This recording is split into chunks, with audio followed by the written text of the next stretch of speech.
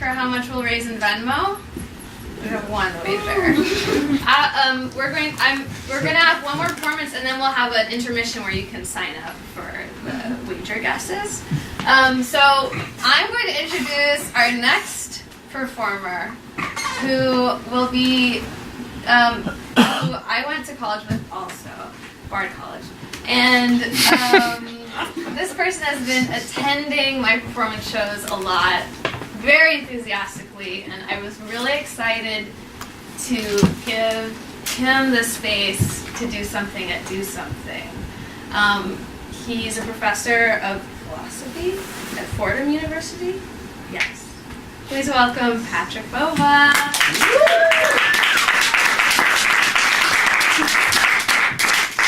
Hi, everyone. So, yeah, I wanted to talk to you for a second. I hope that's okay. I had a couple of things that I thought we could go over together, maybe try to make some sense of some stuff. Yeah. So, I have a question, and it's a hard question to ask, if you don't mind me asking it. But the question is, do you think I can tell you the truth? Yeah. No. Depends. I mean, I'm not sure if that means, do you trust me? Do you trust me to tell you the truth? I'm not sure if that's the question I'm asking. I'm asking, do you feel like you know what it is to tell the truth? Do you know what it is to tell the truth to yourself? What is the truth? What is the truth? Right? The question is, do we have a sense of the truth? Where would we look to know what the truth is? Can we find the truth within ourselves? Do we know what it is to be a truth-telling person, a truth-telling body? Does our body tell us the truth? What can we listen to find the truth? If I were to tell you the truth, I'd have to tell you the truth of my body. And if I were to tell you the truth of my body, I would have to feel that I could be in a place where I could be the body that I am with you all together. The question that I'm asking then is, do we feel like we can be in a place where we can have our body together? Is that our place? Is that what we're doing here today? That's what I want to know, is can I be a body with you all? Right? We claim to be a culture where we can be safe, right? This is supposed to be a safe space, right? I'm supposed to be able to be my body with you all, right? But what would be the truth of my body? What has my body gone through? And do you feel like that my body would have a truth that would be radically different than your body? That's my question. Do you feel like we can understand each other? I could ask a simpler question, and it wouldn't sound so much simpler, but it would help me alleviate some of the anxiety you can all clearly see that I'm going through, which is, do you feel like, and this is a rather philosophical question, do you feel like two souls can speak? Right? Well, Polly and I, we have history on this question, but do you feel like two souls can speak? Right? If I were to ask you, what's the truth of your body? Ultimately, what I'm asking you is, do you know what your soul feels like? Do you know the contours of your soul, the feeling of your soul, the nature of your soul? Right? The animus of your body. Do you know what makes you who you are as a person? If I were to tell you I had an idea what art is, I would tell you that art was the capacity to keep up with your own soul. That was a constant creative experience, a constant burden of being an embodied thing that had to wake up, deal with, bear, and try to speak their body.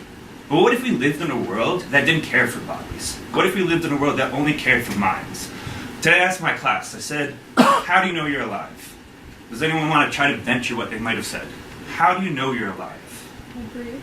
You breathe? Do you know you're alive? Are we sure we're alive? No. We're just like the living dead, just a bunch of things amongst things that are trying to sell themselves for things so we can reserve ourselves for things so we don't get recognized as nothing in a world of somethings. Do we know that we're alive? Do we know that we have truth to our body? I mean, if we have truth to our body, that means we have to have felt like we come from something. That there's something that we're made of. That's not just like our own invention, but that there was something bearing something for us. Something that we were responsible for. Something that we told constantly that we couldn't but tell. That every time we walked out onto those streets, we bled that thing. That was our truth. Is it okay to bleed your truth? I mean, is truth that's supposed to be something acceptable? Can I tell you that what the truth is and make it easy for you to accept? Can I tell you that the truth is going to be okay? Is that my job as a philosopher, a truth-telling person? Is it my job to tell you the truth is going to be okay? I can't tell you the truth. I'm not sure you want to hear the truth. Well, maybe you do. I mean, you seem to be listening rather carefully. You seem to feel that there's something here that we're all undergoing together. And it makes me feel a little bit less alone, but it makes me feel like then there's something about what I'm going through that we all have to go through together. And maybe that's what art's about. It's that feeling of we're all going through something together that no one knows what it is, but we're all bound to it. No one can speak it, right? The whole entire idea of art is that we are sensuously bound up in this world in a way that our only way of sustaining anything like a relation to truth is to keep our sensuous experience completely alive, completely spontaneous, completely off the bounds, right? We don't want to just be a regular person. There's nothing more devastating than being normal. Ha, said the Bushwick boy, right? Like, you know, right? This fabulously dressed boy up here is telling you don't be normal, right? Like, you know, the next thing I'm going to do is start quoting Oscar Wilde, right? All the world is staged, but the play is badly cast. What I wondered, and what I came here to wonder, and what I came here to do, what I think I'm supposed to do, what I think my art, what my job is, what my body is to help us tell the truth together. And what I think, what tells us the truth is our bodies, our feelings, our desires. We live in a world where we're constantly told not to be a part of our bodies. When I asked my students what it was that told them they're alive, you know what they said? Oh, because I think I'm alive. And that hurts me. It hurts me so much to think that the only thing that makes you feel alive is your mind. Like, where is your body? Where is that feeling of there's something so powerful within you that nothing in this world shares it, nothing mirrors it, nothing is it except for the very world itself? And unless I can give you the world, unless I can give you my love of the world, then I wouldn't be able to give you anything like my truth. My truth is my life. It is my constant drive. I would die for my truth. Right? That's what a philosopher does. He dies for this truth. And unless you know what to die for, then you don't know what to live for. Unless you're pushing yourself closer and closer towards your death every single day, you're never knowing what it is to share in that temporality of life. Life is a mere medium, right? We're just being carried along in this way. All we're trying to do is we're trying to carry each other. We're trying to be something that could be carried. We're trying to be part of an experience that carries our earth, that carries our plants, that carries our animals, that is part of that carrying, that makes us capable of carrying each other, that can carry and be carried forward. If I am an artist, it would mean that I know how to carry other people. It means that I knew what it was to carry and what it was to be carried, what it was to be cared for, what it was to be held, what it was to be cuddled, what it was to be whispered in the lonely hours of night that I am not alone in this world. That would tell me that I was an artist. But I want to know if that is my truth. I want to know if I am not alone in this world. I mean, when it comes down to it, I sit to myself at night and I think to myself, I am alone, right? I just want to be alone. I'm so tired of pretending that when I go out in this world and I tell my truth and I dress in a certain way, that people are going to understand me. There's nothing more devastating, I'm convinced, than being understood. That's the last thing I want from you, is to be understood. I'm not telling you the truth because I want to be understood. I'm not looking for you to tell me, oh, Patrick, I go through the same exact thing as you. I pity you. We're all in this together. Ah, man, if we could just hold each other a little bit tighter, if we could just squeeze a little bit longer. I'm here to say that I'm broken. And I have no desire to make myself any better. Why? Is that just selfishness? Is that just like, is that just... No, it's because the only power I feel like I have in this world is my rage. My rage at that the things are wrong and I don't know how to make them right. I'm not going to pretend I can make them right for you. I'm not going to pretend we can all make it right and that everything's going to be fine. I don't think we're going to make it okay. I think the only thing we have is the rage that we are all stuck in our bodies. That the only thing that we have that makes us who we are is a thing we can never tell each other in the first place. Is that okay? Is that our truth? Is that our truth as people? Is that the truth that we've been trying to tell each other? That we'll never be able to share the very thing that makes us who we are. So I came here to raise a question. Do we know how to tell the truth?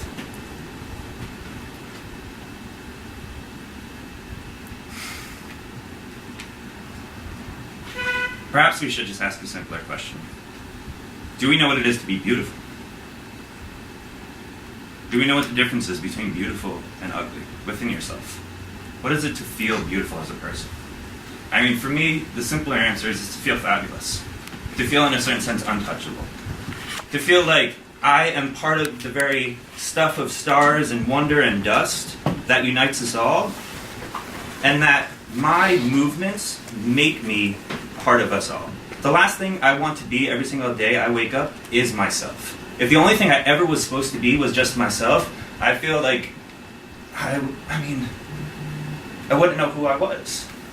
I think there's a beauty in not knowing who you are. I'm not saying go home, doubt yourself, tear yourself apart, rip yourself to shreds, and never let yourself believe in yourself.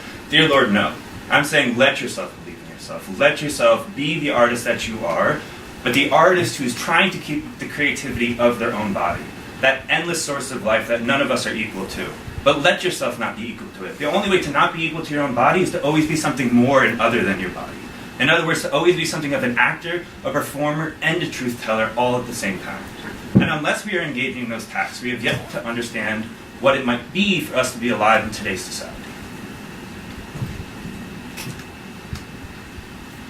So, I'm wondering at this point if I'm supposed to be starting to ask for your forgiveness.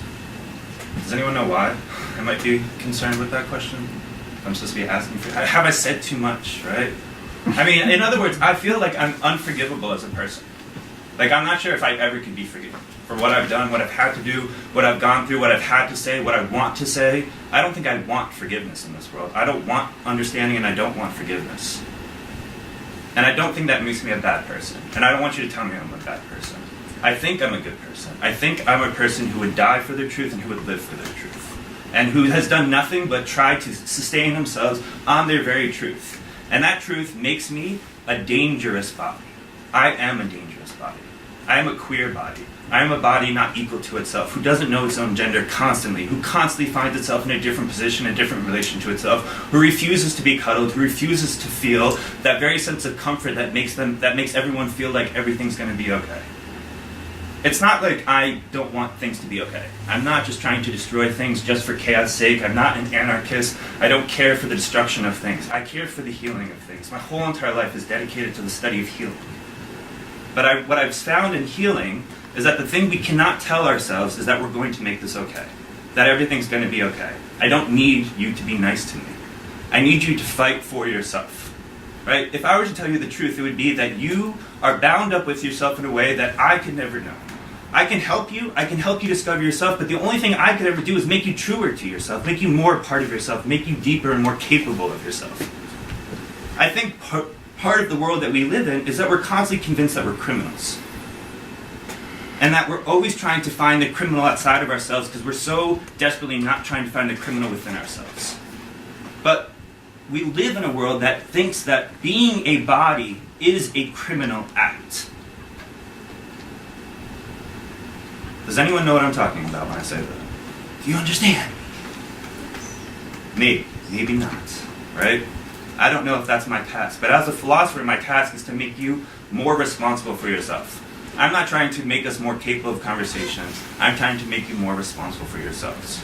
And the only way I can do that is becoming more responsible for myself. But what I also am trying to say in a way that I don't know how to say is that the more responsible you become for yourselves, the more dangerous you're going to be and the less safe you are going to be in this world. And that's what I wanted to expose to you, is that truth that I don't think we know how to tell yet, is that the more you are yourself, the less you will be safe in this world. That is, we are inherently criminals. And that crime is merely an invention to stop us from being the bodies that we are. The only crime that we have is that we've yet to learn to love ourselves. And that we won't teach ourselves to love ourselves because we don't even know that we are not yet in love with ourselves. We tell ourselves we're in love with ourselves so that other people can tell us, yes, that is love. Yes, that is kindness. Yes, that is sincerity. Yes, that is sweetness. But the only love that I have is the love for the person who refuses to find that love because they're so in love with what they could become. When I love a person, my first step when I love a person is to love what I think you can become. And when I fall in love with you, I'm making a promise to help you become everything that I think you can become. And when I'm speaking to you, I'm making that promise. I've come here to make that promise with you that I'm fighting. We may never see each other, we may never take place on the streets together, but I'm fighting with that fight with you. And that yes, we will slip away, and yes, we will be there, but what if the only thing that ever united us in the first place was our souls? And that's something that I can never share to you, and you can never share to me. And the only thing that we have is a power to grow that we can never speak together. And unless we're all growing that, we're not yet becoming who we are. So if I were to ask you what's art, what would you tell me? The capacity to tell the truth. Thank you.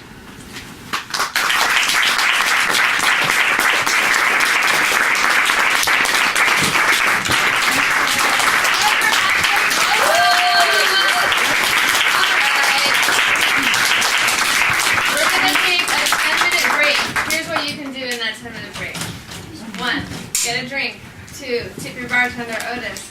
3, make a wager for how much money we will raise in Venmo tonight with your kind donations.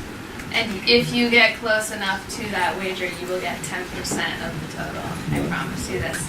Let's take a break. Setting up for the next thing. Stick around, get a drink. Woo!